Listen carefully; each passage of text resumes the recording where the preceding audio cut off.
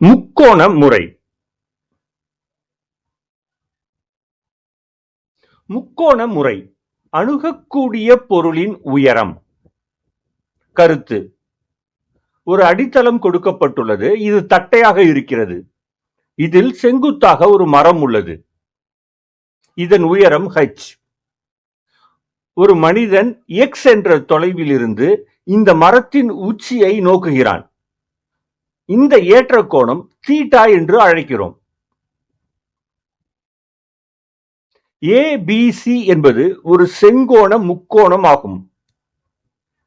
இந்த முறை ஒரு கோபுரம் அல்லது மரத்தின் உயரத்தை கண்டறிய பயன்படுத்தப்படுகிறது. அப்போது அடித்தளம் அணுகக்கூடியதாகவும் ஒரு குறிப்பிட்ட தூரத்தில் இருந்து ஏற்ற கோணம் அளவிடக்கூடியதாகவும் இருக்கும்.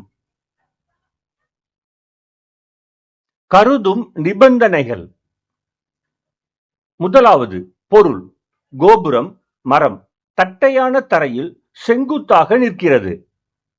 இரண்டாவது, நாம் தளத்தின் வழியே ஒரு குறிப்பிட்ட தூரம் நடக்க முடியும். மூன்றாவது, அந்த புள்ளியிலிருந்து நாம் ஏற்ற கோணத்தை அளவிட முடியும். தூரம் x ஆகும். ஏற்ற கோணம் தீட்டாவாகும்.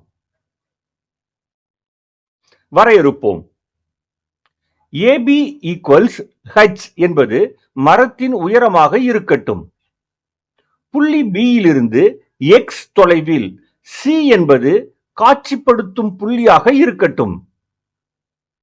மூன்றாவதாக, புள்ளி C இலிருந்து கோணம் ACB = தீட்டா ஏற்ற கோணமாக கொள்வோம். முக்கோணம் ABC இலிருந்து முக்கியமாக கோணம் B என்பது செங்கோணமாக இருக்கிறது. tan θ என்பது எதிர்பக்கம் வகுத்தல் அடுத்துள்ள பக்கம். எதிர்பக்கம் என்பது AB ஆகும். அடுத்துள்ள பக்கம் என்பது BC ஆகும். AB ஐ நாம் h என்று எடுத்துக் கொண்டுள்ளோம். BC ஐ நாம் x என்று எடுத்துக் கொண்டுள்ளோம். இந்த சமன்பாட்டிலிருந்து h என்பது x tan θ என்ற சமன்பாடு கிடைக்கிறது. இதுவே இறுதி சமன்பாடு h = x tan θ.